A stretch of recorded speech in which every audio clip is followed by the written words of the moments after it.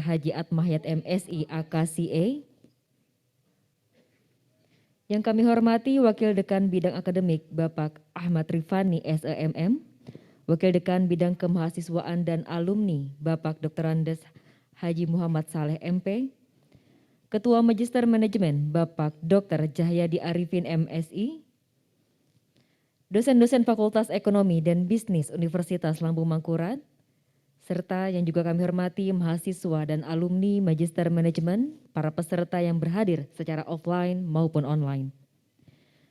Di mana dengan berkat dan rahmat dari Allah Subhanahu wa taala, Tuhan yang Maha Esa, maka kita semua dapat berhadir dalam acara Disnatalis Magister Manajemen Fakultas Ekonomi dan Bisnis Universitas Lambung Mangkurat yang ke-20, serta kuliah umum dengan tema Agile Leadership in Digital Era During COVID-19 Pandemic.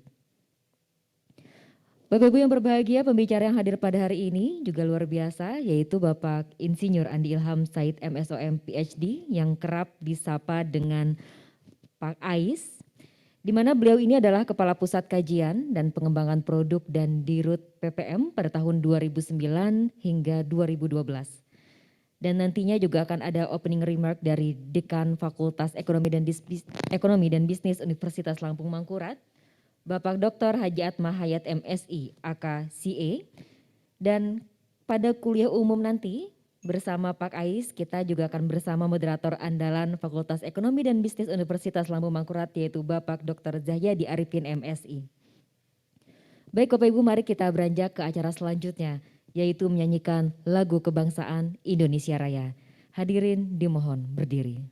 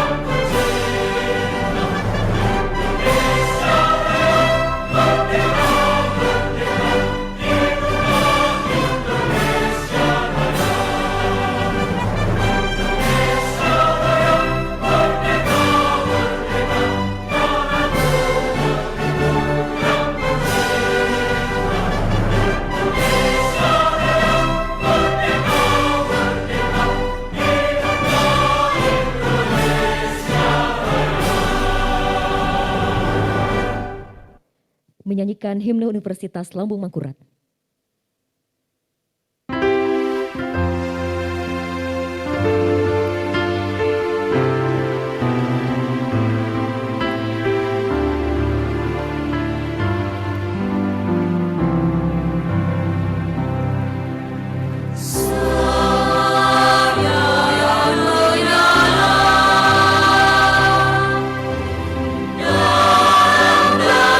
Mahasiswa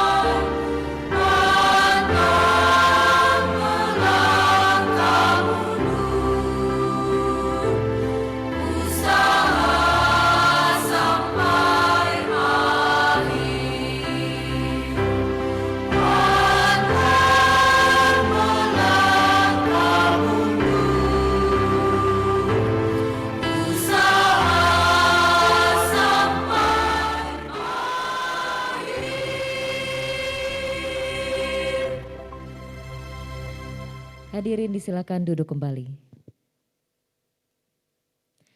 Baik Bapak Ibu, agar acara kita mendapatkan berkat dan rahmat dari Allah Subhanahu wa taala dan kita semua juga akan mendapatkan manfaat yang maksimal dari acara ini. Mari kita berdoa yang akan dipimpin oleh Bapak Ahmad Rosadi SPD. Kepada Bapak disilakan.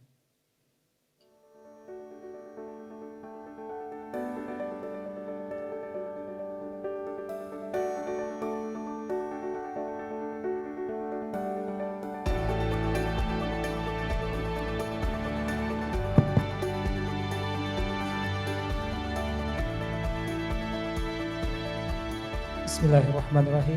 Assalamualaikum warahmatullahi wabarakatuh. Salam sejahtera bagi kita semua. Selamat siang. Marilah kita berdoa untuk menurut kepercayaan kita masing-masing supaya acara kita hari ini berjalan secara lancar dan diberikan keberkahan oleh Tuhan yang Maha Kuasa. Untuk yang beragama Islam, marilah kita buka dengan pembacaan Ummul Quran Surat Al-Fatihah ila hadrat Nabi Mustafa Rasulullah SAW. Al-Fatihah.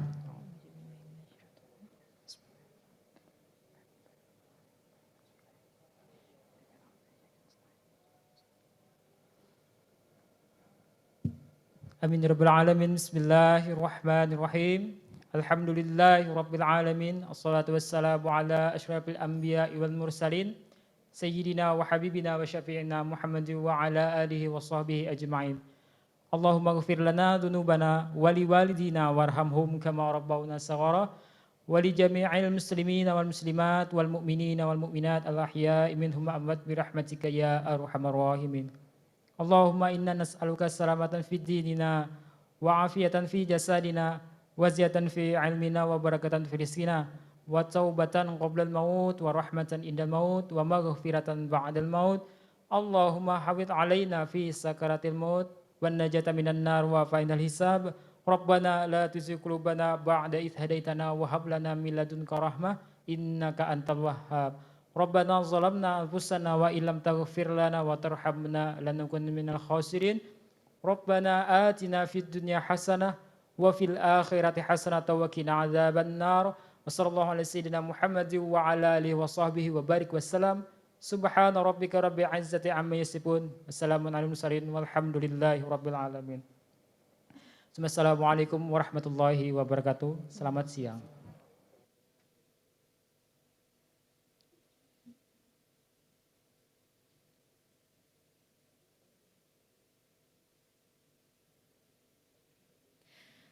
Baik, selanjutnya adalah penyampaian sejarah dan perkembangan singkat Magister Manajemen Fakultas Ekonomi dan Bisnis Universitas Lambung Mangkurat yang akan disampaikan oleh Ibu Dr. Meiske Claudia SEMM. Kepada Ibu disilakan.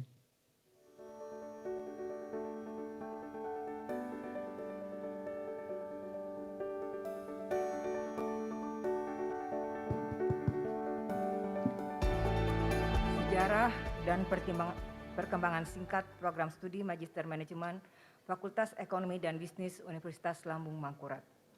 Program studi Magister Manajemen pada Fakultas Ekonomi dan Bisnis Universitas Lambung Mangkurat didirikan sejak tahun 2001 atas inisiatif Dekan Fakultas Ekonomi Universitas Lambung Mangkurat waktu itu, yaitu Bapak Dr. Andes Haji Yusriansah Aziz, dan sebagai Ketua Program Studi pertama, yaitu Ibu Profesor Hajah Mariani Johansah PhD.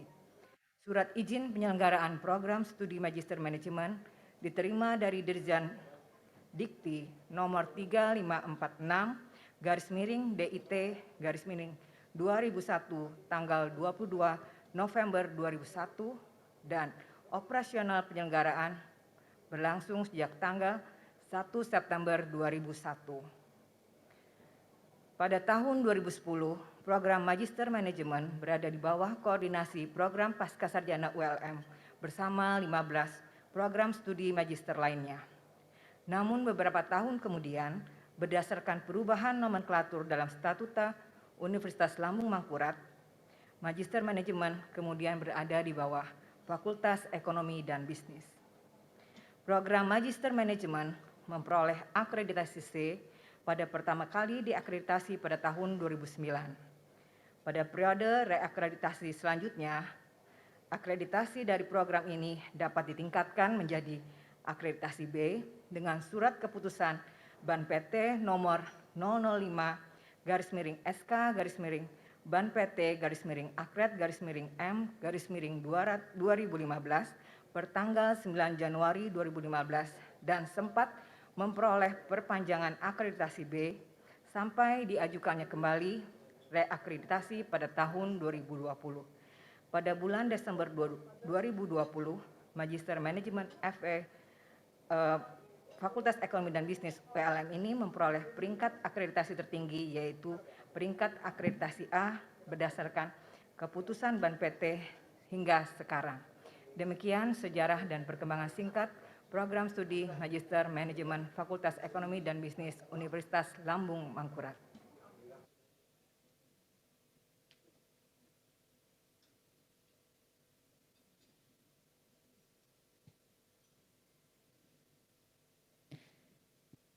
Baik, acara selanjutnya adalah sambutan-sambutan.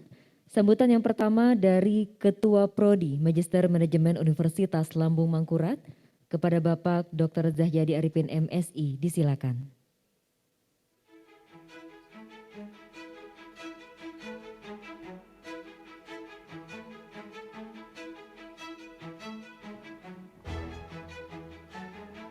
Assalamualaikum warahmatullahi wabarakatuh. Selamat siang, salam sejahtera untuk kita semua. Puji syukur kehadirat Allah Subhanahu wa taala, Tuhan Yang Maha Esa. Pada hari ini kita bersama-sama bisa memperingati hari lahir atau dies natalis dari program studi Magister Manajemen yang ke-20. Jadi tidak terasa perjalanan Prodi Magister Manajemen ini sudah 20 tahun ya.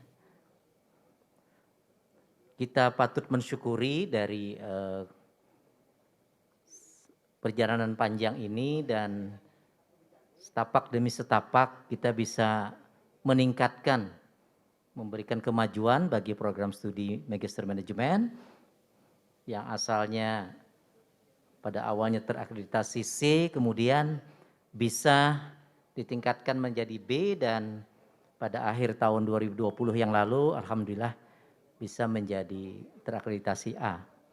Ini hal yang patut kita syukuri dan tentu saja kami juga sebagai pengelola dalam hal ini mengucapkan rasa terima kasih yang sebesar-besarnya kepada seluruh dosen yang telah mengajar, menguji maupun menjadi pembimbing ya atas dedikasinya yang begitu baik. Juga dosen-dosen yang telah melakukan penelitian yang tentunya menyumbangkan kontribusi terhadap penilaian akreditasi sehingga kita bisa memperoleh akreditasi terbaik ya, akreditasi A. Dan kita juga mengucapkan terima kasih sebesar-besarnya kehadiran Bapak Dekan pada kesempatan ini, Bapak Wakil Dekan 1, Ibu Wakil Dekan 2, Bapak Wakil Dekan 3, dan Bapak Ibu di sini juga hadir, Bapak Ketua Prodi Magister Ilmu Ekonomi Pembangunan, Pak Dr. Rizali, juga ada pengelola MM sebelumnya Ibu Dr. Mena Wulansari Yusniar, terima kasih kehadirannya. Juga Ibu Maya Sari Dewi, alhamdulillah bisa bergabung pada kesempatan ini. Acara ini merupakan syukuran ya, syukuran dari 20 tahun keberadaan Magister Manajemen Fakultas Ekonomi dan Bisnis. Mudah-mudahan kami juga sebagai pengelola terus berusaha untuk lebih mengembangkan Prodi MM ini lebih baik lagi. Kedepannya tentu tidak puas dengan pencapaian akreditasi A ini. Tentu kita mencoba setahap demi setahap untuk juga mencoba untuk nantinya kedepannya adalah untuk mengajukan akreditasi internasional. Ini yang menjadi sebagai suatu indikator kinerja ke depan dari universitas maupun fakultas ya.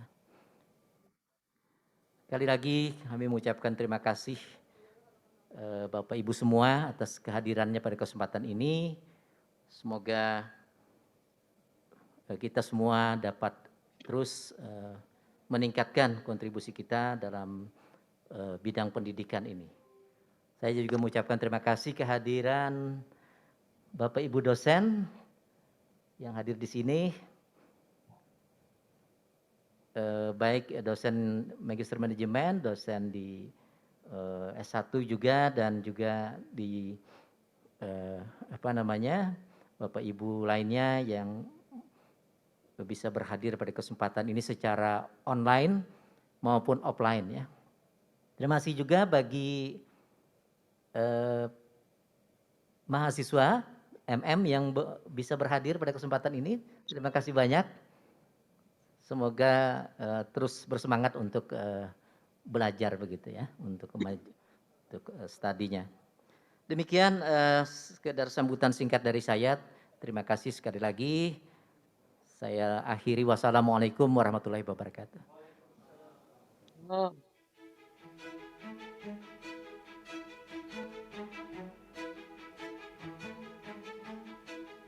Lupaan tadi mengucapkan selamat bergabung juga Bapak pembicara, Bapak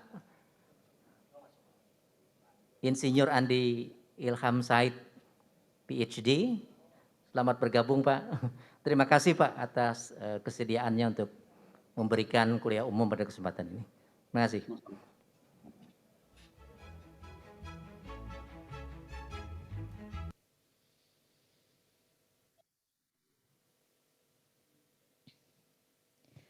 Baik, sambutan selanjutnya adalah dari Dekan Fakultas Ekonomi dan Bisnis Universitas Lambung Mangkurat kepada Bapak Dr. Haji Atma Hayat MSI AKCE, disilakan.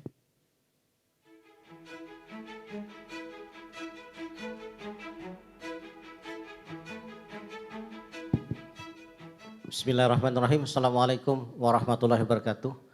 Selamat siang dan salam sejahtera untuk kita semua. Salam sehat. Kembali saya kira kita sama-sama mengucapkan puji dan syukur kehadirat Allah Subhanahu wa taala, Tuhan yang Maha Esa, karena atas berkat rahmat dan izinnya insya Allah kita pada hari ini sama-sama berada dalam keadaan sehat walafiat dan diberikan satu kesempatan yang sangat berharga sekali, yaitu dalam rangka memperingati satu hari ya, dies natalisnya program Magister Manajemen yang ke-20 tahun ini sebetulnya. Jadi kalau ukuran manusia itu sedang cantik-cantiknya mungkin ya. Usia 20 itu sangat cantik saya kira. Kalau ibarat wanita ya. Kalau ibarat laki-laki mungkin ganteng-gantengnya tanggal 20 tahun itu saya kira. Artinya akan banyak sekali orang yang naksir sebetulnya ke program MM ini. Nah tinggal nanti pengelolaannya ini kira-kira ya. Saya berharap pengelola nanti akan betul-betul bisa memanfaatkan situasi seperti ini sehingga betul-betul bisa memberikan satu manfaat yang besar baik bagi institusi maupun bagi masyarakat yang memang membutuhkan atau memerlukan layanan dari program Magister Management. Baik Bapak Ibu yang saya hormati, sudah tentu yang saya hormati ada para wakil dekan, alhamdulillah lengkap ya, karena ini syukuran saya kira. Kita menganggap sangat penting sekali ini, mensyukuri apa yang sudah diberikan oleh Tuhan. Apa yang sudah diberikan oleh Allah Subhanahu wa taala, itu bagian dari keimanan kita. Alhamdulillah wakil dekan 1, wakil dekan 2, dan wakil dekan 3 berhadir pada kesempatan ini. Dan sudah tentu juga saya sampaikan rasa hormat dan terima kasih kepada koordinator program studi program Magister Manajemen Bapak Dr. Zahyadi Arifin yang sudah menggagas dan merencanakan dengan baik sekali acara syukuran ini, dan mudah-mudahan dengan adanya syukuran seperti ini kita sama-sama bisa merenungkan kembali ya, mengevaluasi diri kita, mengevaluasi program Magister Manajemen kita secara bersama, di mana sih yang kurang masih. Sehingga insya Allah ke depannya akan kita bisa perbaiki lagi dengan lebih baik lagi. Kita ingin memberikan layanan prima kepada para pengguna program Magister Manajemen. Program Magister Manajemen ini saya kira merupakan program S2 yang pertama ya di Fakultas Ekonomi dan Bisnis ya. Saat itu kalau kita kilas balik ya, kita bersyukur memiliki Profesor Dr. Ibu Marliani Johansah yang kalau dalam panggilan akrabnya beliau itu dikenal dengan Ibu Cane. Beliau waktu itu yang membidani ya. Saya kira juga diberikan satu persetujuan ya oleh dekan waktu itu kalau tidak salah Bapak Yusriansah Aziz ya, Pak Yusriansah Aziz, sehingga berdirilah program Magister Manajemen. Oke, kemudian juga yang saya hormati Ketua Koordinator Program Studi S2 ada dari Magister Ekonomi Pembangunan Pak Dr. Rijali. Terima kasih Pak sudah berhadir. Kemudian juga ada Ketua Koordinator mana lagi ya? Oh kebetulan kalau program Magister Akuntansi bersamaan. Tadi bersamaan ada acara webinar. Tadi saya di depan tuh sempat membuka sebentar ya mencuri waktu. Karena melalui online juga. Sehingga memungkinkan untuk melakukan kegiatan tersebut. Dan saya kira Bapak Ibu dosen ya dari program Magister Manajemen, dari program S1 Manajemen, ada juga program studi yang lainnya yang hadir baik secara offline maupun online ya. Saya melihat banyak sekali yang hadir, terima kasih atas perkenannya hadir dalam rangka syukuran dan sekaligus kuliah umum ya. Karena memang kita nih dunia akademik sehingga memang segala sesuatu masih dibungkus dengan kegiatan-kegiatan akademik. Karena memang arahnya ke sana ya, jadi kita mensyukuri apa yang sudah kita peroleh. Program Magister Manajemen 20 tahun sudah berdiri dan kita sekaligus juga melaksanakan kuliah umum. Dan saya terima kasih saya kira kepada para peserta didik mahasiswa S2 program Magister Manajemen yang berkenan hadir. Tapi mungkin yang online banyak ya. Saya tidak memantau ini. Mudah-mudahan yang online juga banyak ya. Mudah-mudahan banyak ya. Karena ini adalah institusi kita. Kitalah yang membesarkan institusi ini. Jadi saya harapkan peran yang sangat baik sekali bagi para mahasiswa S2 Magister Manajemen khususnya ya. Dalam rangka juga memberikan kontribusi, ikut membesarkan institusi kita. Tidak mungkin program MM ini besar karena hanya pengelolanya. Tidak mungkin. Dia akan besar bersama-sama dengan stakeholder lainnya. Ini yang perlu kita cermati bersama dan kita pahami bersama sehingga semua stakeholder saya harapkan bisa memberikan kontribusinya masing-masing. Insya Allah kalau itu terlaksana ya insya Allah kita akan menjadi unggul nanti insya Allah itu. Dan itulah arah dari pengembangan program Magister Manajemen. Kita bicara tidak hanya kuantitas tapi kita juga bicara tentang kualitas dari akademik itu. Bapak Ibu yang saya hormati, patutnya kita syukuri tadi saya katakan bahwa inilah refleksi dari kita mensyukuri apa yang sudah kita peroleh. Mudah-mudahan dengan bersyukur seperti ini Allah akan memberikan nikmat-nikmat yang lebih lagi kepada kita khususnya terkait dengan perkembangan program Magister Manajemen ke depannya. Itu harapan kami ya.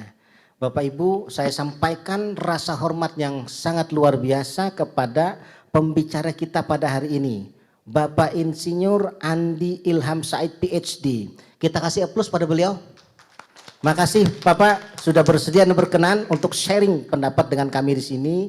Dan saya kira topiknya juga sangat menarik ya.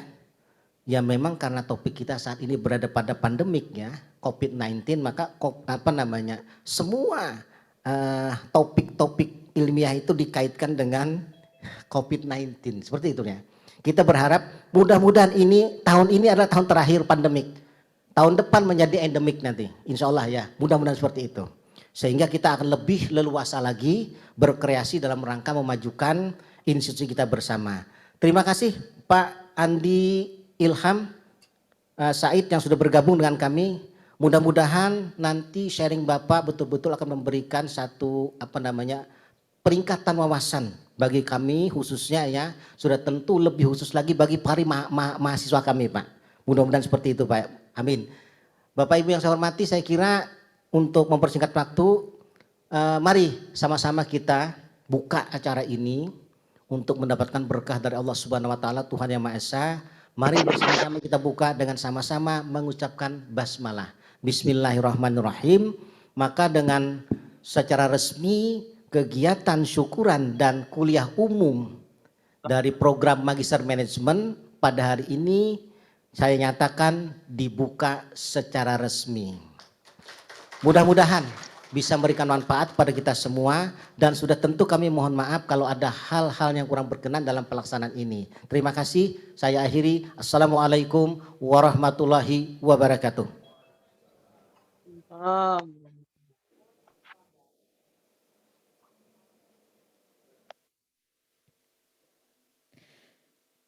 Baik Bapak Ibu, mari kita memasuki acara yang sudah ditunggu-tunggu, yaitu kuliah umum dengan tema Agile Leadership in Digital Era During COVID-19 Pandemic oleh Bapak Insinyur Andi Ilham Said, MSOM PhD. Dan kuliah umum ini akan dipandu oleh seorang moderator, seorang pakar di bidang manajemen, dan juga tentunya seorang pengajar. Kepada Bapak Dr. Zahyadi Arifin MSI, disilakan.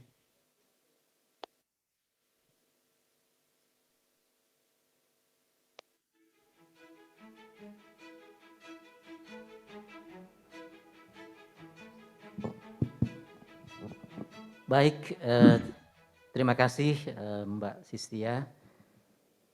Assalamualaikum warahmatullahi wabarakatuh. Waalaikumsalam. Pada kesempatan ini saya mencoba untuk memandu jalannya kuliah umum yang akan disampaikan oleh Bapak Insinyur Andi Ilham Said, PhD. Dari beliau sebenarnya seorang dosen juga di sekolah bisnis kalau tidak salah begitu ya, sekolah bisnis PPM Jakarta. Untuk lebih mengenal beliau sedikit saya sampaikan kurikulum vitae beliau. Mungkin bisa ditayangkan Mas. Baik, Pak Andi Ilham Said, biasanya beliau sering disapa dengan akronim nama beliau, Pak AIS. Adalah beliau seorang akademisi di PPM, Sekolah Bisnis PPM Jakarta, pernah menduduki beberapa jabatan struktural di PPM Manajemen Jakarta yang menjadi sekolah bisnis, rasanya menjadi Magister Manajemen pertama di Indonesia ya, PPM ya. Nah, beliau menduduki beberapa jabatan yang penting antara lain misalnya menjadi ketua sekolah tinggi PPM, School of Management, kemudian juga menjadi direktur PT Binaman Utama Consulting ya. Juga beliau pernah menduduki jabatan direktur utama PPM Management. Jadi PPM ini selain punya sekolah bisnis juga mempunyai lembaga konsultan ya. Nah, Pak Andi Ilham juga sekarang ini menjadi ketua Pusat Kajian dan Pengembangan Bisnis dan Organisasi dari PPM Manajemen.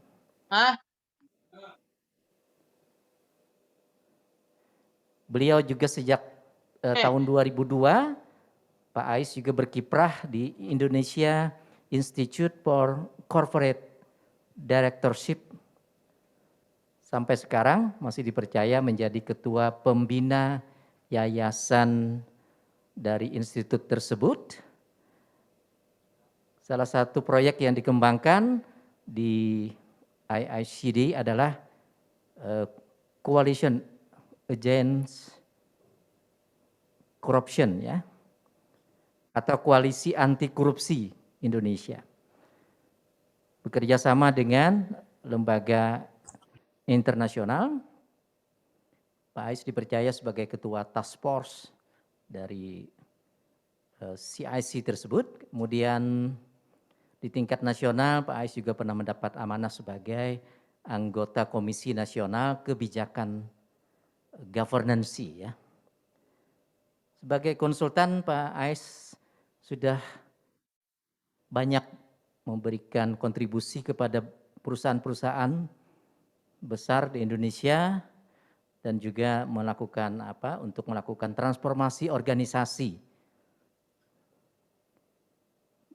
Sejak bulan Oktober 2020, Pak Ilham sebagai anggota tim pakar Satgas Nasional COVID-19. Jadi beliau juga memberikan kontribusi terhadap menghadapi masalah pandemi ini. Demikian secara singkat CV beliau.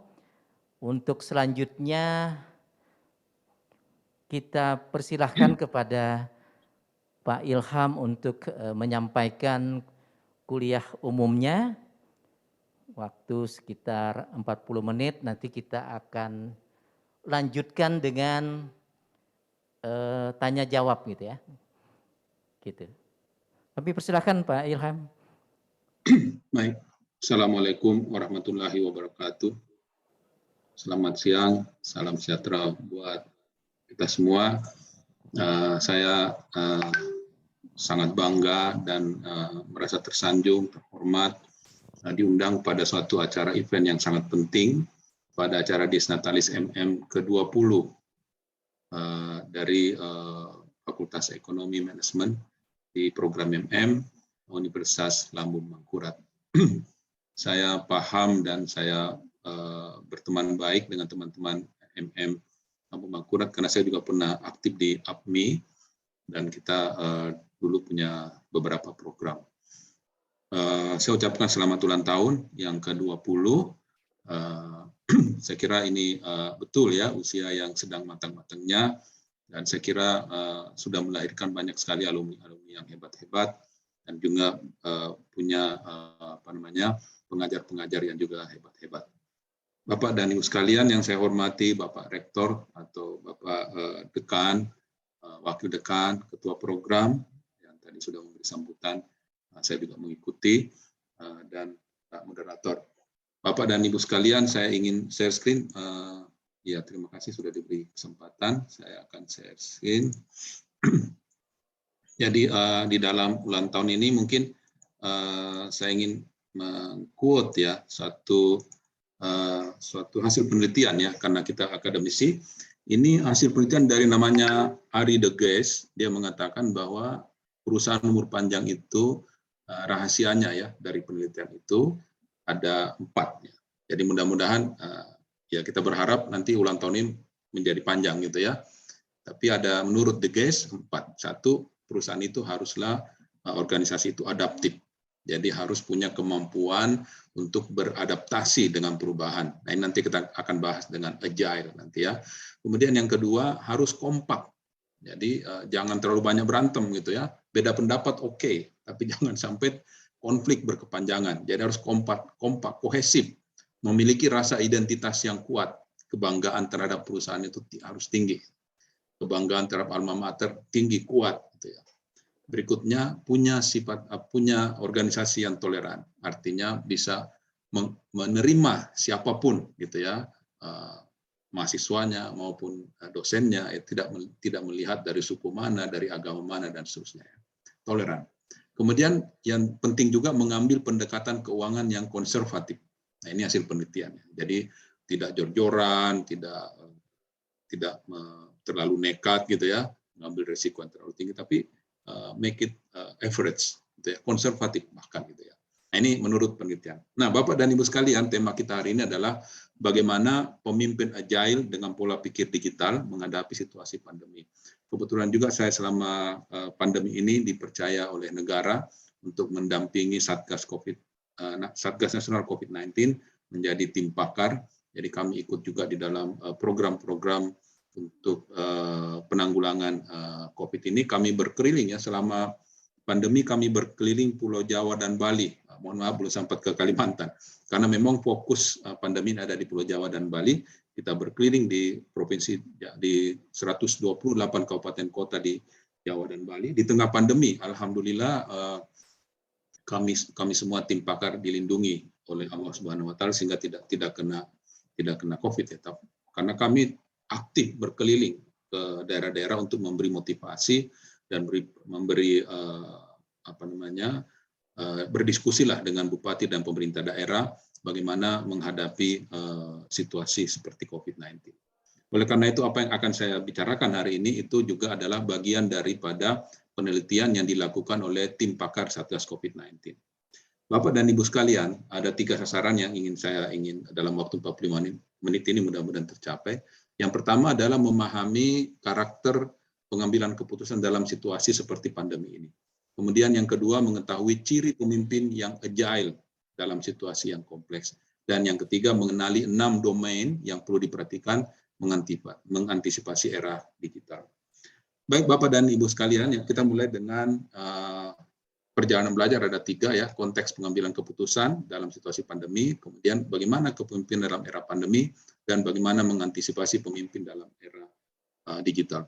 Nah Bapak dan Ibu sekalian, menurut penelitian yang dilakukan oleh Sinefin ya, jadi ini berdasarkan penelitian, ditemukan bahwa sebenarnya masalah konteks dalam pengambilan keputusan itu ada 4. Satu, ketika kita menghadapi konteks yang sederhana, simple, gitu ya, artinya sesuatu yang sudah sering kali terjadi, berulang-ulang, gitu ya. Misalnya, kenapa sih ada orang gagal ujian matematika atau gagal ujian manajemen dan seterusnya ya. Udah pernah dulu terjadi, oh dia karena belajar kurang dan sebagainya. Jadi sesuatu yang simple yang pernah terjadi dan tinggal dilakukan. Intinya adalah make it action gitu ya. Kalau masalah simple itu just do it gitu ya. Segera lakukan, jangan ditunda-tunda. Kedua, ada masalah yang disebut sebagai konteks complicated, rumit. Ini terjadi adalah karena sebabnya itu terkait satu dengan yang lain. Misalnya ada perusahaan produk reject-nya naik. Kenapa? Oh, karena mungkin produksinya, mungkin juga marketingnya, mungkin juga bahan bakunya, jadi ada banyak. Tetapi ini pernah terjadi, gitu ya, sudah lazim terjadi dan bisa dianalisis sehingga bisa dengan mudah kita selesaikan masalahnya. Maka tinggal bagaimana mengumpulkan banyak orang, mengumpulkan ahli, kemudian menemukan sebabnya apa, kemudian kita selesaikan. Yang ketiga, kata Sinepin, adalah situasi di mana situasinya kita sebut kompleks, adalah konteks di mana jawaban sebab dan solusi yang benar itu belum ada karena belum pernah terjadi. Dan ini adalah masalah baru yang sangat besar yang sulit sekali mencari asosiasinya, gitu ya. Nah, untuk itu diperlukan kolaborasi. Ya. Semua orang harus bekerja sama dan harus belajar memahami gitu ya apa yang terjadi gitu ya. Kita harus sama-sama memahami apa yang terjadi, kita menemukan dan mencari sebabnya sampai ke solusinya. Jadi tidak ada yang bisa mengklaim bahwa solusi terbaik ini.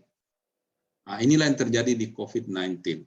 Jadi ini adalah masalah besar yang tidak pernah terjadi, tidak pernah ada orang tahu sebabnya dari mana, tidak pernah orang tahu solusi terbaik apa. Jadi yang bisa kita lakukan adalah kita belajar bersama, kita berkumpul sama-sama, mempelajari sama-sama apa yang terjadi, kemudian kita mengambil keputusan. Nah, keputusannya juga ini kita sebut saja keputusan yang agile. Nah, inilah bedanya kenapa Bapak dan Ibu sekalian, kalau Bapak melihat bahwa seolah-olah pemerintah pusat itu kok mencela-mencela gitu ya. Hari ini bilang PPKM level 3 gitu ya. Tiba-tiba bilang lagi nggak perlu, nggak ada lagi PPKM-an gitu ya. Terus kita anggap, wah ini kok pemimpin kayak gitu. Nah ini kita harus pahami bahwa situasi ini berbeda. Bukan situasi nomor 2 nih, ini situasi nomor 3 gitu ya. Di mana situasinya itu nggak ada yang bisa mengatakan inilah solusi terbaik. Kita harus belajar dari apa yang terjadi. Jadi Bapak dan Ibu sekalian, ketika PPKM level 3 dikatakan akan dilakukan pada saat bulan libur panjang ini, Nataru ya, itu karena masih sangat khawatir kita terhadap Omikron. Gitu kan, ya. Jadi belum ada pernyataan resmi dari WHO bahwa seberapa nih Omikron nih, seberapa berbahaya. Yang ada baru informasi bahwa sangat menular gitu ya. Lebih menular daripada Delta. Nah, belakangan, jadi pada saat itu baru informasinya itu. Sehingga kan pemerintah mengatakan amankan gitu, amankan dengan cara menerapkan PPKM level 3. Belakangan baru penelitian keluar gitu ya, bahwa ternyata Omikron ini alhamdulillah tidak separah dampaknya dibanding dengan Delta. Jadi lebih mild gitu ya. Jadi kemudian ya buat apa lagi PPKM 3 kan? Jadi kalau misalnya pemerintah kita mengatakan dikonsistenlah pemerintah gitu kan. Apa kita paksakan supaya PPKM level 3? Level 3 itu menyebabkan banyak hal yang terhenti. Ekonomi kan ada gas dan rem ya. Gas itu adalah ekonomi, rem itu adalah kesehatan gitu. Kalau kesehatannya bagus ya ekonomi harus kita gas gitu kan. Tapi kalau kesehatannya buruk kita rem. Nah, itulah agile seperti itu, bukan mencela-mencela Bapak dan Ibu sekalian ya. Jadi kita mesti memahami situasinya. Dulu pernah kan awal-awal pandemi, masih ingat Bapak dan Ibu, ada informasi bahwa yang pakai masker itu hanya yang sakit saja. Karena apa namanya? Masker terbatas gitu. Nggak boleh pakai masker. Kalau nggak sakit jangan pakai masker gitu ya. Nah, tiba-tiba setelah 2 minggu kemudian informasi lagi. Semua harus pakai masker gitu kan. Sakit nggak sakit harus pakai masker, jaga jarak gitu ya. Nah, itu juga harus kita pahami. Jadi informasinya ya memang berkembang seperti itu. Jadi inilah situasi yang kita sebut sebagai situasi yang kompleks. Nah, Tuhan itu mengajarkan kepada kita situasi kompleks ini melalui pandemi ini. Mungkin suatu ketika kita menghadapi situasi seperti ini. Nah, ada situasi keempat yang disebut situasi chaotic atau kita sebut situasi yang kacau. Nah, kalau kacau, masalahnya bukan mencari sebab, tapi bagaimana membuat situasi jadi normal dulu. Itu misalnya ada gempa bumi atau ada banjir besar gitu ya. Bukan urusan cari tahu dari mana banjirnya dan gempa bumi. Gimana supaya normal dulu. Nah, itu situasi yang disebut sebagai situasi chaotic. Nah, situasi ini harus kita lakukan secara bijaksana, jangan ditukar-tukar gitu ya. Jangan situasi kompleks, simple kita buat jadi kompleks gitu ya. Akibatnya orang bilang lebay banget sih itu orang gitu ya. Jelas-jelas masalahnya ini kok masih berpikir jauh gitu. Itu situasi simple kita buat jadi kompleks. Atau sebaliknya gitu ya. Situasi kompleks kita bilang simple gitu. Nah, nggak boleh gitu ya. Jadi kita jangan meremehkan gitu karena sesuatu apalagi pandemi ini nggak pernah terjadi. Siapapun tidak bisa mengklaim bahwa saya tahu solusinya, enggak. Tidak bisa, itu pasti bohong gitu ya. Jadi kita memahami betul. Nah, sekarang menurut Sinafix, ini saya langkain aja, saya ambil yang kompleks saja. Ini cirinya nih. Nah, karakternya yang kompleks itu adalah seperti ini ya. Jadi fokuskan di sini. Mudah-mudahan ini bisa. Nah, ini ya. Jadi kalau situasi yang kompleks itu adalah flux and unpredictable, mengalir dan tidak bisa diprediksi. Nah, ini kan persis ini COVID ini kan tidak bisa diprediksi. Omikron aja belum kita bisa prediksi ini, hanya ciri-cirinya kelihatannya. Baru begitu gitu ya. Maka tidak ada jawaban yang betul. No right answer. Emergent instructive patterns. Jadi kita belajar dari pattern. Makanya dalam situasi agile seperti ini, data menjadi penting. Nah, Bapak dan Ibu sekalian, jadi jangan sampai ada daerah yang memanipulasi data gitu ya. Katanya, oh nggak ada kok, nggak ada, nol gitu. Padahal banyak yang sakit dan berbahaya sekali. Karena kita akan mengambil keputusan yang berdasarkan data yang salah, maka itu sangat berbahaya. Karena kita berdasarkan pattern, emergent instructive patterns. Jadi berdasarkan pola data gitu ya. Kemudian unknown gitu kan. Anda tidak tahu, saya juga nggak tahu gitu ya. Sama-sama nggak tahu. Oleh karena itu mari kita sama-sama belajar sama-sama gitu. Itu situasi yang kompleks seperti pandemi ini. Many competing ideas. Jadi akan banyak sekali. Ada yang bilang virus vaksin itu berbahaya. Ada yang bilang macam-macam. Jadi kita harus siapa yang benar, siapa yang berdasarkan data. Ya, berdasarkan data yang ada. Kemudian kita perlu creative and innovative approach. Jadi pendekatannya itu betul-betul kreatif, sesuatu yang out of the box bisa jadi gitu ya. Karena belum pernah terjadi gitu ya. Jadi harus banyak pendekatan-pendekatan yang makanya kita dengar oh ada PPKM makro, mikro lagi gitu ya. Bahkan sampai sekarang ke perusahaan-perusahaan wajib punya satgas gitu. Nah, itu pendekatan-pendekatan yang harus dilakukan yang dulu mungkin nggak ada. Bahkan banyak perusahaan sekarang, saya ketemu perusahaan itu di Jabodetabek, berkunjung, mereka itu punya sistem, kalau kita nggak cuci tangan, kita nggak bisa buka pintu, gitu ya. Jadi ada sensor di pintunya, itu kreatif gitu. Jadi karyawannya itu mau tidak mau masuk ruangan ini cuci tangan, gitu ya, supaya memastikan bahwa dia cuci tangan, gitu. Nah ini cara-cara kreatif. Makanya pattern based leadership, jadi pemimpin yang berbasis pada pattern, artinya data. Jadi memahami betul data, kemudian mengambil keputusan. Nah, itu situasi yang pandemi. Oleh karena itu, kita masuk kedua. Gimana bentuk pemimpin dalam era pandemi? Nah, ini dari hasil penelitian yang kami lakukan dengan tim pakar nasional, Satgas Nasional COVID-19. Jadi pemimpin tidak hanya pemimpin nasional di pusat, pemimpin di daerah-daerah itu yang bisa membantu menyelamatkan warganya, haruslah pemimpin yang tangkas dan kolaboratif, gitu ya. Jadi tangkas itu artinya cekatan, cepat mengambil keputusan dan juga tidak mengharamkan kerjasama, menghalalkan kolaborasi, harus rendah diri, bersedia untuk membuka diri untuk dibantu bekerja sama. Kita negara yang gotong royong, gitu ya. Kehebatan kita adalah gotong royong. Memang masyarakat kita banyak yang kurang patuh, secara perorangan, gitu ya.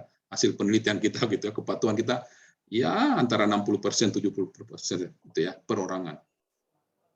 Tetapi kalau grup, kelompok, wah kita luar biasa gotong royongnya, itu saling bantu. Nah, di Jawa itu mungkin di tempat Bapak juga seperti itu ya. Kalau ada yang kena gitu, wah tetangganya ribut untuk menyediakan makanan gitu. Tetangganya ribut untuk saweran, gimana caranya supaya Pak itu yang sedang isoman itu kita bantu gitu kan. Luar biasa. Negara lain mungkin nggak ada seperti itu ya. Ada yang sakit, ya biarin aja dulu gue gitu. Negara kita nggak seperti itu. Nah itulah kehebatan negara kita gitu ya. Mungkin ini juga yang menyebabkan kenapa kita lebih baik dalam penanganan pandemi gitu ya. Meskipun secara perorangan orang kita tidak lebih patuh di dalam masker dan sebagainya, tidak. Tapi secara kelompok kita negara yang luar biasa gitu ya. Maka cirinya apa pemimpin yang tangkas dan kolaboratif itu? Satu, mengambil keputusan yang cepat dan handal dalam situasi krisis. Jadi selalu melihat data ya, makanya melihat pattern dan mengambil keputusan. Jadi makanya tadi gas dan rem itu ya, nah itu harus betul-betul dilakukan. Jadi jangan heran kalau teman-teman di daerah pemerintah pusat kok hari ini beda, besok beda lagi. Ya tergantung kita melihat. Ada orang malas saja ini, ada karyawan malas. Kalau yang positif bilang, wah dia sedang berpikir keras gitu kan. Orang yang sangat cermat dalam mengambil keputusan ya kan. Tapi kalau yang negatif bilang malas dia gitu ya. Nah sama juga ini kita bisa bilang wah itu mencela-mencela. Tapi bisa juga itulah pemimpin yang agile, bisa beradaptasi. Apalagi yang kedua berkoordinasi secara sinergis. Jadi membangun pentahelix itu diajak ya. Jadi saya ini akademik yang tidak pernah tahu soal kesehatan, tapi saya diajak karena tahu bahwa masalah COVID ini adalah kompleks, multidisiplin. Jadi semua harus aktif, ajak semua. Kemudian apa? Menjalankan manajemen perubahan yang luas. Jadi bersedia untuk beradaptasi, berkomunikasi untuk membangun optimisme masyarakat dan menjaga wawasan kebangsaan. Jadi saatnya kita buktikan nih. Karena ini Tuhan menurunkan COVID kepada semua orang, gitu ya. Semua bangsa kita, gitu. Maka saatnya kita bersatu untuk menghadapi lawan bersama. Nah, kemudian kita mendapatkan model ini. Nah, ini teman-teman sekalian, terus terang model ini kami baru lakukan secara kualitatif. Jadi belum dalam nih. Jadi kalau teman-teman di akademisi di Lambung Mangkurat ingin meneliti model ini lebih dalam, kita persilahkan, kami persilahkan. Bisa kita bangun kerjasama untuk memastikan benar nggak sih model ini gitu ya. Jadi kami menemukan bahwa ini secara lebih banyak ke kualitatif ya, belum sempat untuk melakukan riset, bahwa pada situasi pandemi itu ada dua yang harus kita perhatikan. Satu pemimpinnya sendiri dan yang kedua adalah how to manage. Jadi dua ini, makanya dua lingkaran Bapak dan Ibu sekalian. Ada lingkaran satu dan ada lingkaran dua. Lingkaran yang pertama itu adalah pemimpinnya sendiri, leadernya ya. Yang kedua adalah how to manage-nya. Nah, leadernya berciri seperti apa gitu ya. Jadi ada di sini, mungkin saya ambil modelnya ya. Jadi pola pikir pemimpinnya itu adalah pola pikir itu cara berpikirnya ya. Harus pola pikir yang tangkas dan adaptif tadi ya. Apa itu cirinya? Satu, cepat, ya, cepat mengutamakan langkah konkret, cepat dalam pengambilan keputusan, karena impact daripada situasi seperti ini cepat sekali dampaknya. Kedua, harus luas, ya, tidak terpaku pada birokrasi yang rumit. Jadi kalau harus tanda tangan ini dan itu, ya sekali. Jadi harus bisa luas untuk melihat hal terbaik bagi masyarakat. Bisa mengubah strategi yang gagal menjadi keputusan baru. Ini kan nyoba gitu ya, ternyata gagal gitu ya, kayak tadi misalnya. Dicoba nih PPKM 3, ternyata nggak diperlukan gitu. Ya udah ganti dengan yang baru gitu. Nggak usah malu-malu, nggak usah takut-takut ya. Ganti keputusan kalau memang itu lebih baik. Gitu ya. Kemudian pola pikirnya harus pembelajar. Gitu ya. Jadi mau cepat belajar. Jadi kayak kita itu harus dengan seperti gelas kosong. Jangan seperti gelas penuh ya, yang di mana-mana tidak bisa diisi karena merasa penuh. Ya, jadi gelas kosong. Kemudian mau mendengarkan saran, mempelajari hasil keputusannya, ternyata baik apa tidak gitu ya. Ternyata pernah kan orang ke luar negeri harus di PCR dan sebagainya, kan berubah-ubah terus gitu. It's okay, ini adalah situasinya gitu ya. Mau mendengarkan saran gitu ya. Jadi kalau ada yang ini diperhatikan, dipelajari, kemudian mempelajari hasil keputusan pemimpin lain. Di negara lain beda, tempat lain beda. Kita pelajari apa yang lebih baik tempat lainnya. Mungkin kita perlu adaptasi. Kita mungkin masih kurang baik. Ada yang lebih baik, ya why not gitu kan. Pemimpin apa lagi yang punya pola pikir yang kolaboratif, mau membuka diri untuk bekerja sama, mau membangun hubungan kerjasama yang efektif. Itu pola pikirnya. Kemudian pola pikir itu membentuk perilaku. Nah, pola pikir itu kan ada di dalam ya. Perilaku itu yang terlihat, yang tampak seperti apa? Karakternya seperti apa? Satu, tahan banting gitu ya. Jadi dia tidak cepat baper, kata anak muda sekarang gitu ya. Tidak cepat marah ya, tapi tenang gitu ya. Ketika dikritik tenang, gitu ya. Tidak mudah menyerah gitu ya.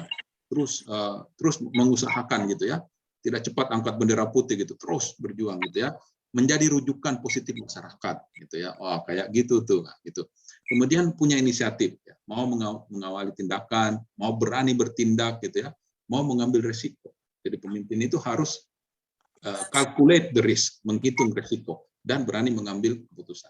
Kemudian naratif itu adalah mampu menjelaskan tujuan kebijakannya.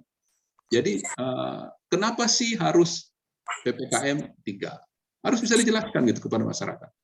Menarasikan, menjelaskan gitu ya. Jadi pemimpin itu harus bisa memberikan penjelasan yang masyarakat itu masuk akal gitu ya. Kemudian situasi yang dihadapi. Kemudian membangun semangat gitu ya. Ya, sekarang ini pertarungan kita adalah Nataru gitu ya.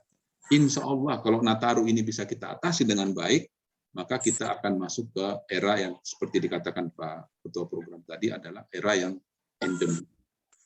Jadi Nataru ini sukses, maka kita masuk ke era endemik. Insya Allah kita kemudian masuk ke situasi normal. Tapi kalau gagal, ya kita akan menunggu lagi sampai libur puasa itu bulan April. Pertarungannya liburan puasa lagi gitu kan. Jadi mudah-mudahan Nataru ini kita bisa bisa survive, tidak terjadi gelombang ketiga. Kemudian apalagi mau terlibat, mau terjun langsung ke lapangan gitu ya. Memahami keadaan terkini. Ya. Jadi pemimpin yang agile itu tahu betul di lapangan, bukan hanya di markasnya saja gitu. Jadi harus lihat sampai ke lapangan. Nah, kemudian how to manage. Nah, tadi kan bagaimana sifat pemimpinnya. Kemudian bagaimana memanage-nya. Bagaimana manage-nya itu yang pertama adalah bisa menganalisis situasi. Jadi mengetahui apa masalahnya, kemudian melakukan analisis ya. Jadi memecah-mecah masalah besar tadi dari masalah yang kecil-kecil ya. Mengumpulkan informasi, mengidentifikasi dan tadi memahami pattern ya. Data-data itu dikumpulkan dari semua tempat ya, kemudian dianalisa satu persatu. Yang kedua menciptakan peluang. Jadi setelah melihat situasinya, maka peluangnya apa supaya kita bisa selamat? Bagaimana supaya negara kita bisa lebih baik ya, daerah kita lebih baik? Peluangnya apa? Apa yang bisa kita tingkatkan? Kemudian memobilisasi sumber daya.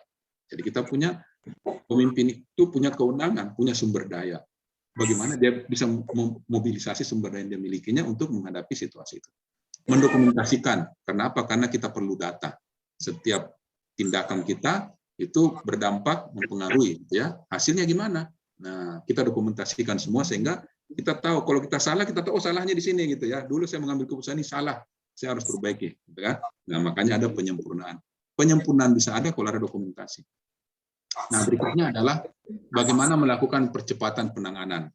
Percepatan penanganan itu dilakukan dengan apa? Satu, komunikasi. Kita perlu melibatkan, karena perlu melibatkan banyak pihak, semua orang harus tahu, maka kita harus komunikasi kepada publik, kepada pihak. Kemudian koordinasi, ya. Koordinasi itu menggalang semua kesatuan, ya. COVID ini luar biasa kita koordinasi nasional yang dilakukan, gitu ya. Semuanya dilibatkan. Sampai sekarang perusahaan-perusahaan juga ikut dilibatkan. Makanya dikatakan mikro itu sampai ke level yang paling bawah. Kemudian rajin membangun koalisi. Jadi pemerintah, bahkan di beberapa daerah itu ada namanya tim tangkap COVID. Jadi tugasnya itu memang terdiri dari ada polisi, ada tentara, ada kesehatan, ada pemerintah, ada tokoh masyarakat, tokoh adat, itu semua bersatu untuk kalau ada masyarakat yang kena COVID itu rame-rame datang ke situ, gitu. Bukan untuk apa, tapi untuk memberi semangat, memberi informasi yang benar bahwa kalau terjadi seperti maka langkah-langkahnya ini, nggak usah khawatir gitu ya, langkah-langkahnya. Jadi kita bantu dan seterusnya. Jadi tim tangkap COVID ini gitu ya, itu terdiri dari berbagai koalisi dari berbagai pihak gitu ya.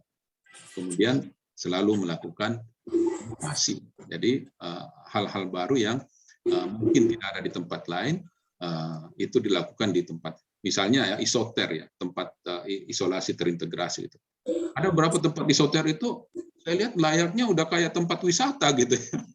Jadi dibuat sedemikian nyaman sehingga orang itu kalau masuk situ merasa kayak masuk ke villa gitu ya. Jadi ini inovasi-inovasi. Bahkan di sana tidak hanya disediakan dokter, disiapkan juga psikolog. Karena memang COVID ini ternyata orang yang kena COVID itu justru hambatan psikologisnya yang sangat besar. Jadi bukan hanya dokter yang dia butuh, tapi psikolog untuk memastikan, untuk membantu dari segala kekhawatiran yang dihadapi gitu ya. Misalnya nih, setiap malam itu orang yang kena COVID itu ada jam-jam tertentu dia sesak napas. Nah itu hanya berlangsung 15 menit kadang-kadang. Tapi kalau 15 menit orang sangat takut, khawatir itu, dia bisa jadi down sekali, depresi, sangat depresif, itu berbahaya. Nah, mestinya ada yang mendampingi psikolog yang bisa menguatkan dia bahwa ya memang seperti itu situasi, maka Anda harus melakukan ini, melakukan ini gitu ya. Sesuatu yang wajar sebenarnya sehingga jangan terlalu khawatir dan seterusnya. Nah, itu perlu inovasi-inovasi itu menghadapi situasi-situasi seperti itu. Nah, ini modelnya Bapak dan Ibu sekalian, mungkin ini penjelasannya ya, mungkin teman-teman bisa melihat penjelasannya secara dari penjelasan yang tadi. Mungkin saya akan masuk ke langsung ke ini tadi penjelasan dari situasinya. Ini juga penjelasan. Nah, saya akan masuk ke bagaimana pemimpin dalam era digital. Nah, ini memang negeri kita ini sedang menghadapi juga satu hal lagi nih. Jadi selain kita menghadapi pandemi, diam-diam kita juga sedang mengalami serbuan digitalisasi namanya. Jadi kita sedang diserbu oleh suatu situasi yang berubah ya. Dan ini harus kita hadapi juga. Jadi digitalisasi ini adalah kenyataan.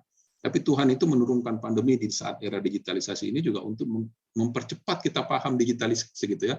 Makanya sekarang ini sekarang aja ini bagian dari digitalisasi. Kita Zoom gitu, saya bisa mengajar dari suatu tempat yang jauh dari tempat Bapak sekalian, tapi kita bisa ketemu. Dulu nggak bisa kebayang gitu ya. Kalau masih sebelum pandemi mungkin saya harus datang ke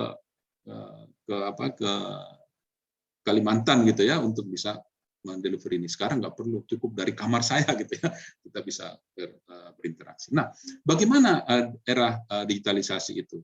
Satu bedanya ya, bahwa kita itu menghadapi suatu bisnis model.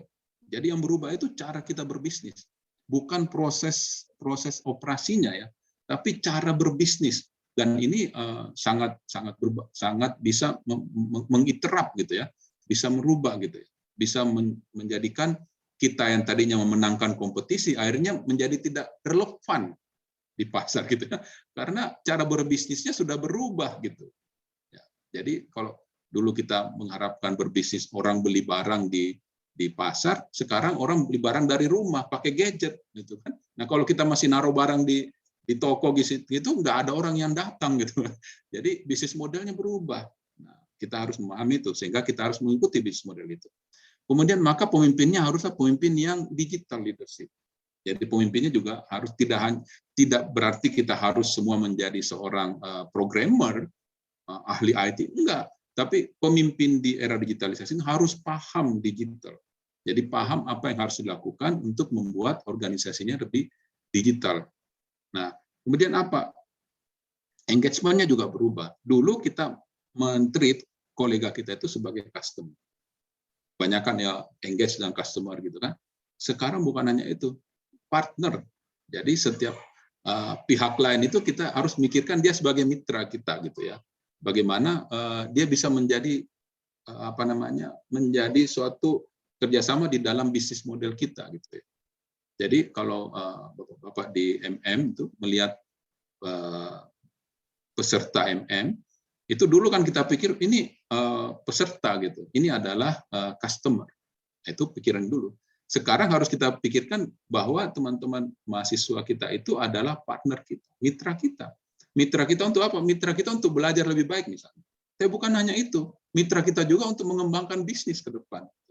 Jadi bisa saja nanti teman-teman ini bisa berkontribusi bagi alma mater gitu, sehingga bisa memberikan perkembangan yang baru bagi alma mater dengan memberikan masukan, kemampuan dan sebagainya. Jadi treatment-nya bukan sebagai customer gitu ya. Kita delivery program customer, tapi mitra, berteman gitu ya. Bagaimana caranya kita sama-sama membangun.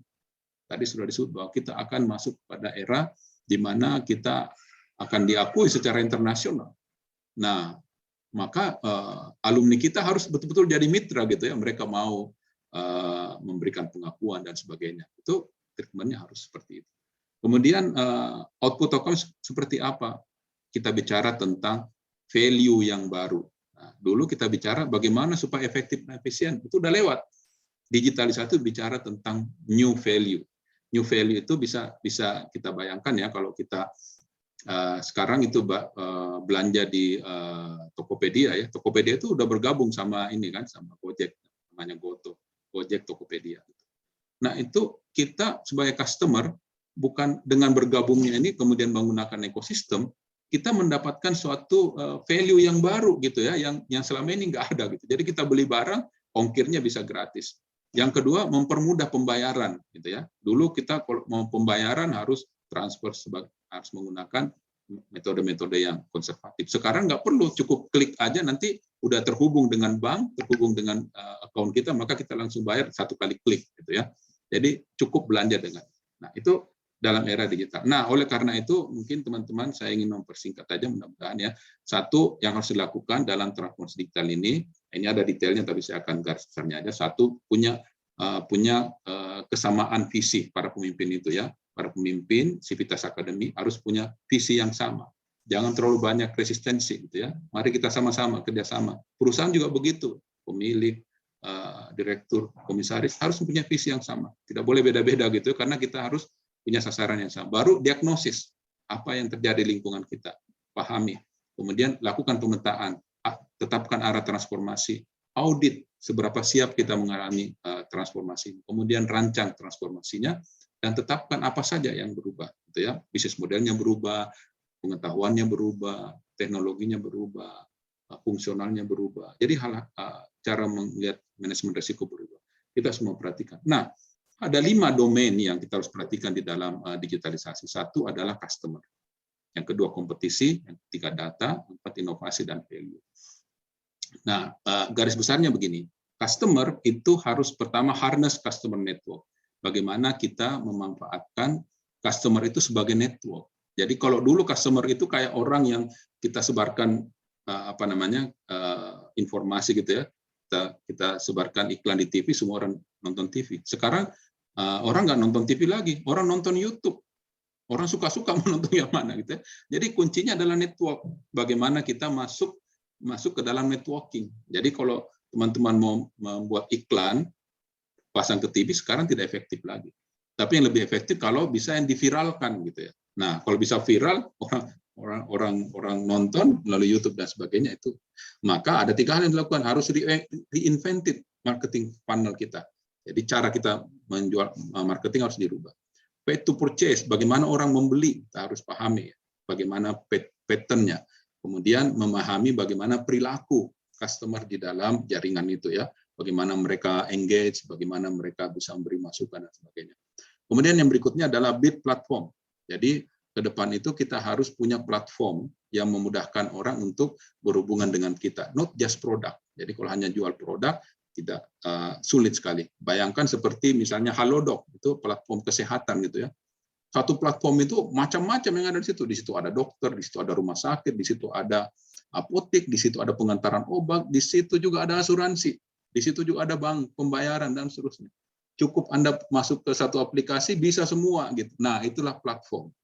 Jadi bisa banyak ada di situ. Nah, itu ke depan kita akan memasuki era di mana berbasis platform. Nah, kemudian turn data into asset. Jadi bagaimana kita memastikan bahwa data yang kita miliki itu bisa kita manfaatkan dalam pengambilan keputusan. Jadi makanya harus dianalisis data yang dimiliki dan kita pakai untuk mengambil keputusan. Yang berikutnya adalah inovasi. Inovasinya harus rapid experimentation, artinya suatu pola inovasi yang eksperimen. Jadi mencoba-coba secara cepat. Jadi tidak kayak dulu, nunggu dulu sampai sempurna baru di launching, telat. Sekarang ini belum sempurna, katakanlah baru 80% launching, kemudian analisis gitu ya. Nanti ada masukan gitu, perbaiki lagi. Nah, itu namanya rapid experimentation. Yang terakhir adalah mengadaptasi value proposition. Jadi kita itu memberikan value apa kepada customer. Value itu macam-macam gitu ya. Ada value tentang produk, ada value tentang cara pemakaian. Jadi misalnya kita jual mobil gitu. Mobil ada mobil SUV, ada MUV. Nah, itu beda-beda tuh pemanfaatannya gitu ya. Nah, ada yang mobil yang dipakai untuk ngantar jemput anak sekolah, itu harus pahami yang dibutuhkan seperti apa gitu. Ada mobil yang dipakai untuk ngangkut barang. Nah, berarti pemakaiannya adalah value untuk ada yang dipakai pada malam hari kita harus pahami betul value apa sih yang dibutuhkan oleh customer kita dan itu bagaimana kita bantu dia dengan digitalisasi yang kita miliki. Saya kira itu Bapak dan Ibu sekalian, satu quote aja, hal terbaik yang harus dilakukan selama krisis pandemi COVID-19 adalah belajar. Jadi mari kita belajar dengan pandemi ini karena pandemi ini jarang-jarang terjadi ya. Meskipun ini ada suatu hal yang katakanlah sesuatu yang harus kita hadapi, tapi semua yang diturunkan oleh Allah Subhanahu wa taala selalu ada poin untuk kita pelajari. Saya kira itu saya kembalikan ke moderator dan rangkuman saja ya. Karakter dari pengambilan keputusan dalam satu kompleks adalah mengalir tak terduga, tidak ada jawaban benar, yang ada pola instruktif bermunculan, unknown, banyak ide yang bersaing, dibutuhkan pendekatan kreatif dan inovatif. Kepemimpinan berhasil pola kejadian. Model kepemimpinan yang sesuai untuk situasi kompleks adalah model kepemimpinan yang tangkas dan kolaboratif, yang memiliki pola pikir yang cepat, luas, pembelajar, dan kolaboratif, dengan karakter tahan banting, inisiatif naratif, dan mau terlibat, memiliki kemampuan penanganan mengatasi masalah, dan bisa mempercepat masalah. 5 domain era digital yang perlu kita pahami. Yang pertama adalah memahami kondisi customer kita yang berbeda. Yang kedua adalah kompetisi. Yang ketiga, bisa memanfaatkan data, big data. Yang berikutnya adalah melakukan inovasi secara rapid experimentation dan juga memberikan value terbaik seperti yang diharapkan oleh customer. Saya kira itu, terima kasih. Assalamualaikum warahmatullahi wabarakatuh. Waalaikumsalam warahmatullahi wabarakatuh. Luar biasa Pak Ais apa yang disampaikan pada kesempatan ini. Memang di era digital ini kehidupan kita berubah ya. Saya jadi mengamati begitu misalnya Pak Ais. Ya, silakan. Dalam bisnis misalnya musik misalnya. Kalau dulu orang jualan lagu, lagu itu dengan CD, jualan sini. Sekarang kan sudah bubar semua toko-toko CD ini. Sekarang jualannya di YouTube begitu. Jualan lagunya di YouTube semua begitu sekarang ya. Baik, menarik sekali. Untuk selanjutnya kita ingin memberi kesempatan untuk berdiskusi Pak ya, walaupun waktunya ini tidak terlalu panjang Pak ini. Saya persilahkan kepada adik-adik mahasiswa yang hadir secara offline dulu ya. Untuk mungkin ada pertanyaan yang akan diajukan, silakan mungkin 1-2 orang yang mewakili yang hadir secara offline pada kesempatan ini ya. Ini saya mohon maaf belum mengenali secara langsung ya, karena kita belum pernah ketemu secara fisik ya, karena kuliahnya secara lewat Zoom terus, jadi belum pernah Pak ketemu dengan mahasiswa baru ini yang secara langsung begitu ya. Silakan adik-adik mahasiswa, mungkin ada yang ingin menyampaikan pertanyaan, 1-2 orang dari sini ya, mewakili. Silakan. Ada Mas? Mungkin yang hadir di offline, silakan. Belum ada? Atau silakan Bapak Ibu yang hadir. Silakan Ibu Dahniar ya, salah satu dosen kami yang berhadir pada kesempatan ini.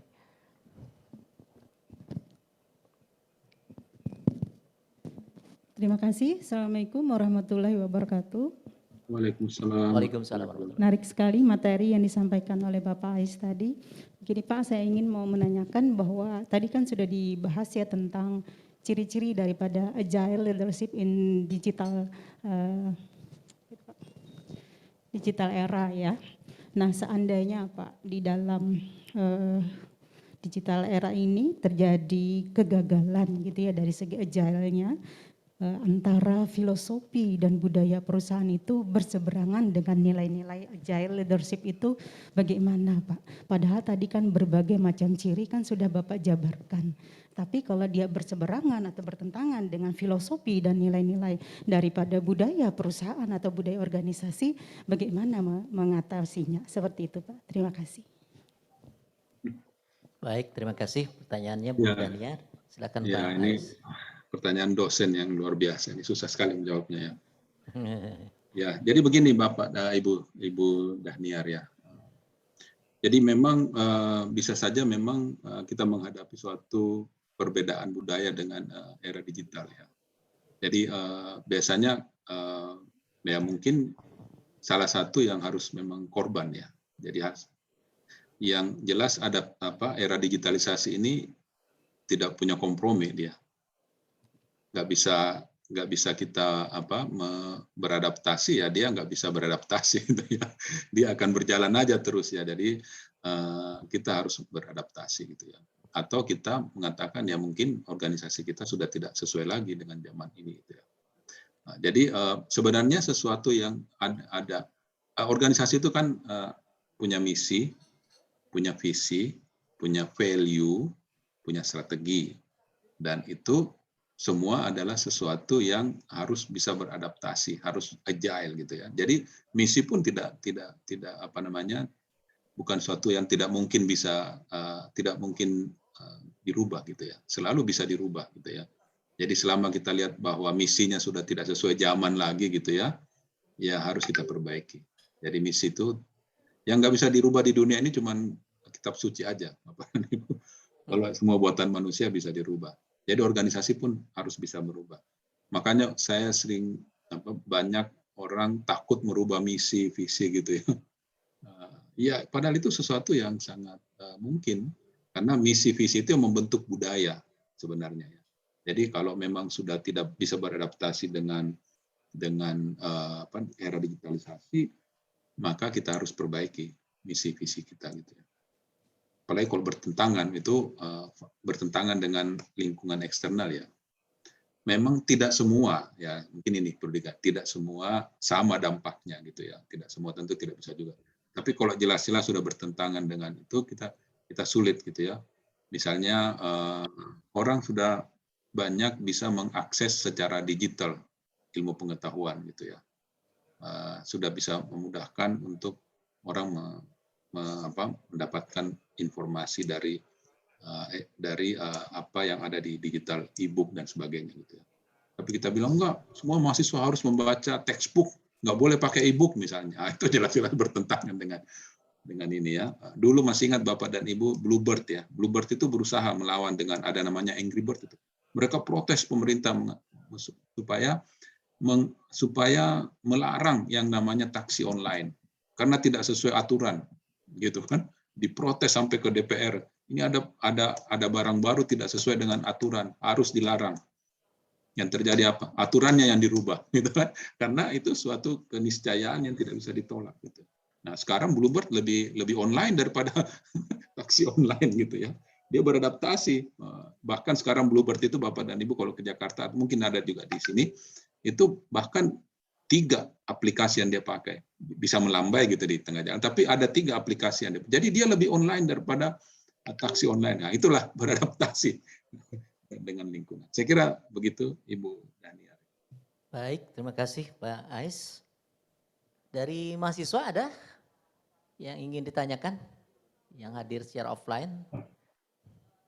Belum ada ya. Yang secara online apakah ada? Minta tolong Mas, apakah ada pertanyaan yang secara online? Lewat Zoom?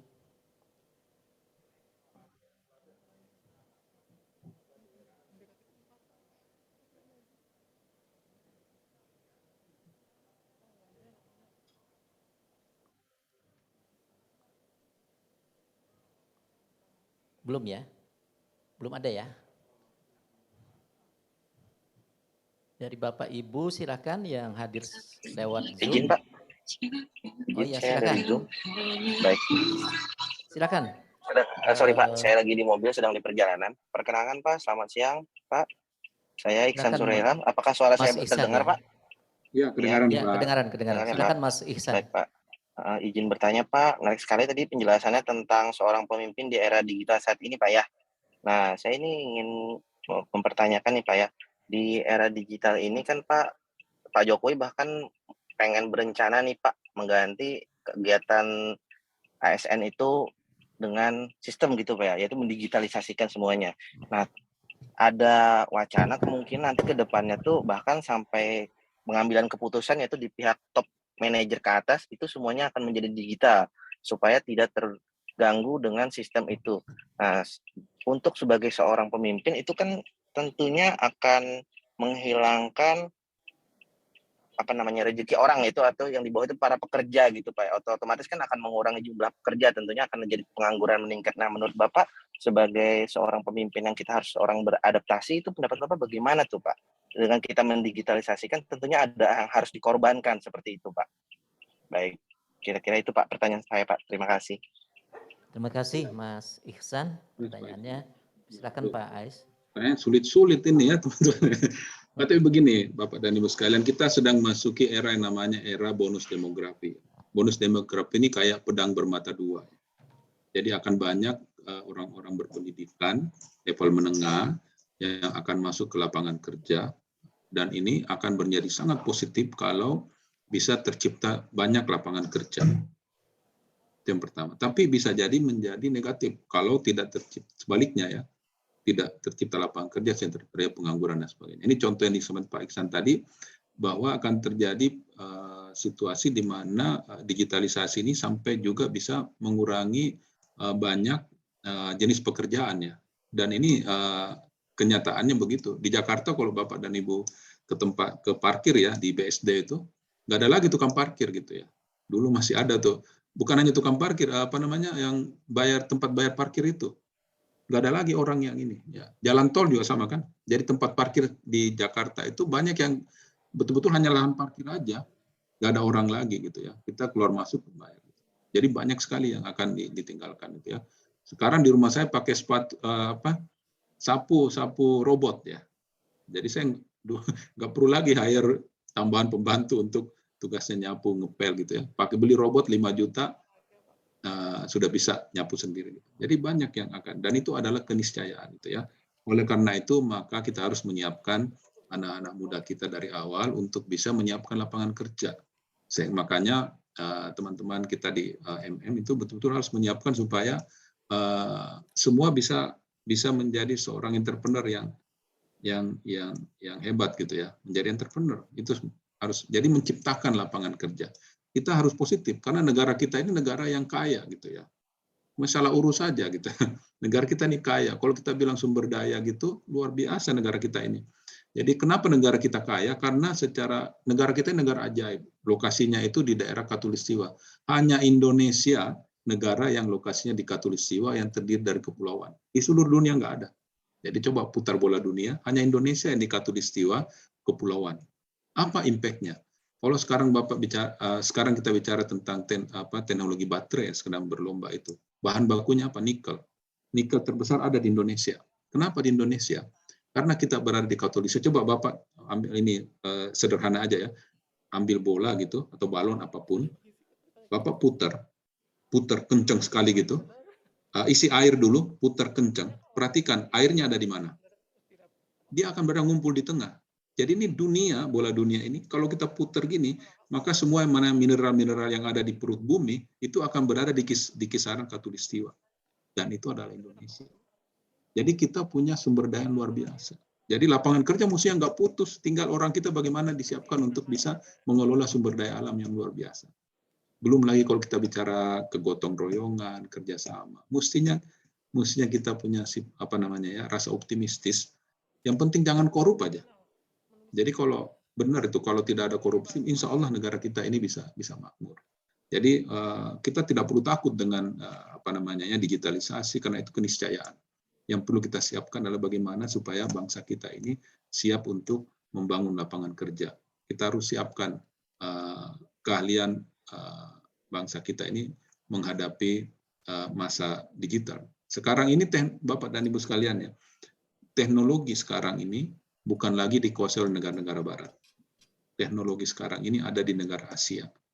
Salah satunya Indonesia. Dan memang yang masih terkemuka itu Cina dan India. Tapi berada di kawasan kita.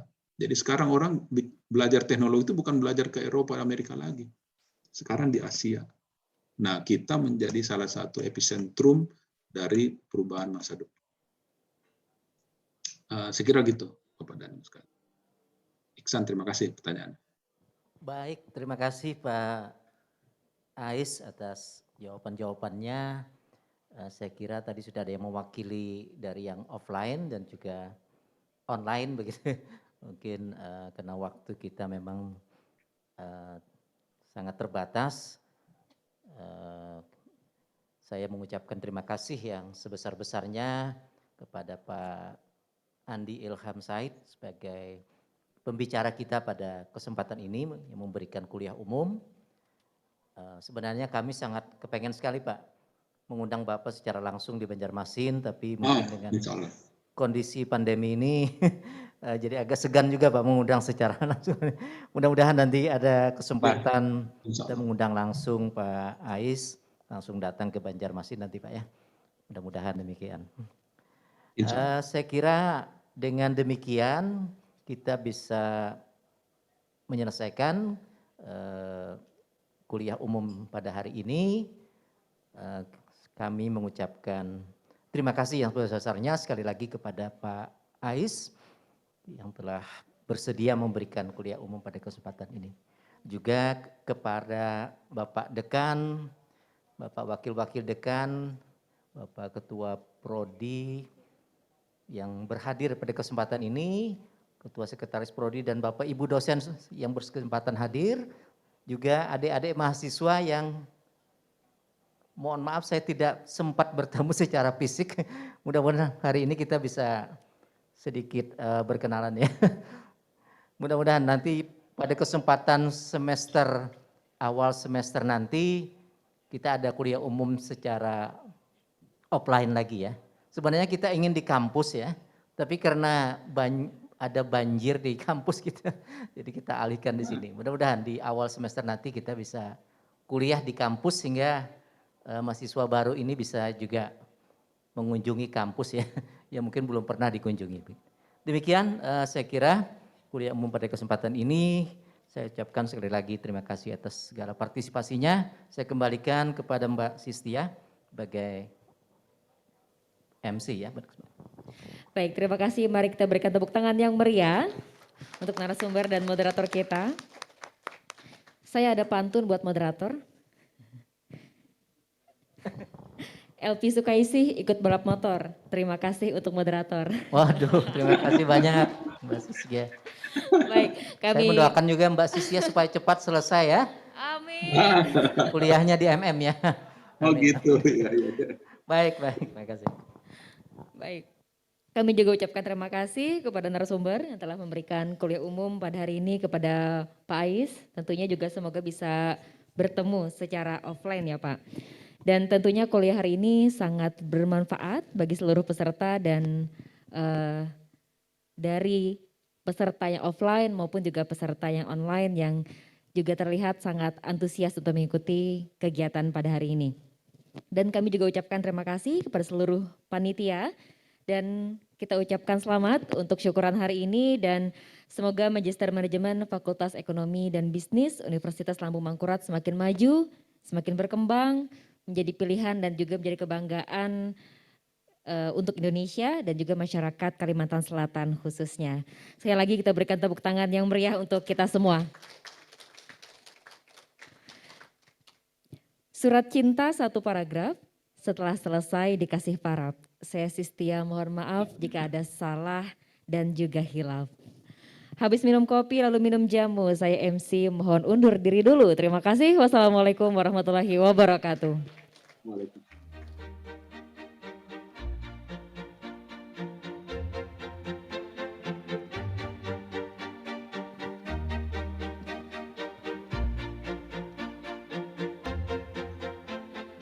Kami ucapkan terima kasih kepada seluruh peserta atas partisipasinya yang secara offline dan juga secara online. Dan bagi yang berhadir di acara ini kami persilakan untuk menikmati hidangan yang disediakan. Terima kasih.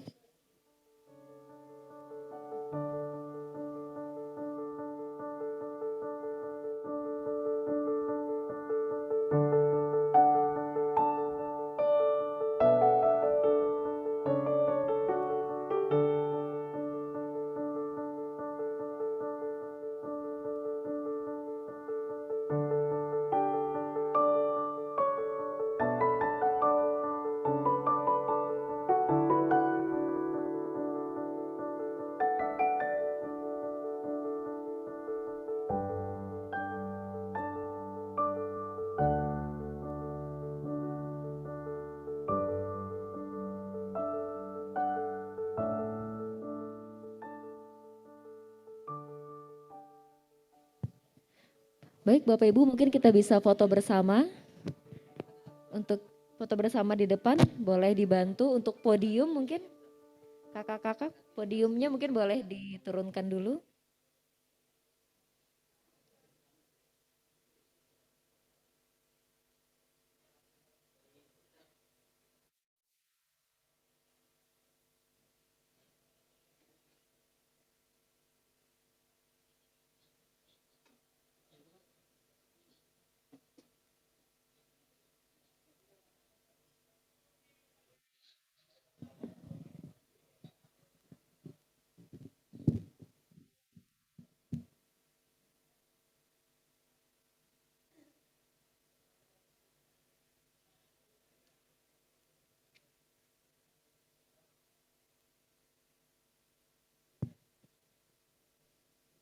Baik, untuk sesi pertama mungkin foto bersama untuk dosen-dosen dulu. Bapak silahkan untuk mengambil tempat.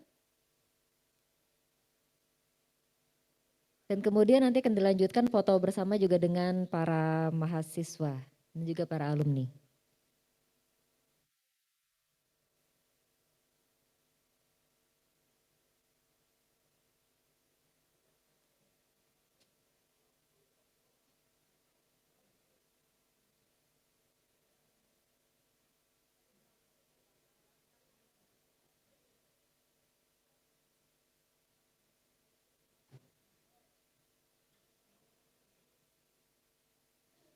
Baik, kami persilakan kepada para dosen untuk mengambil tempat dan kita akan melakukan foto bersama.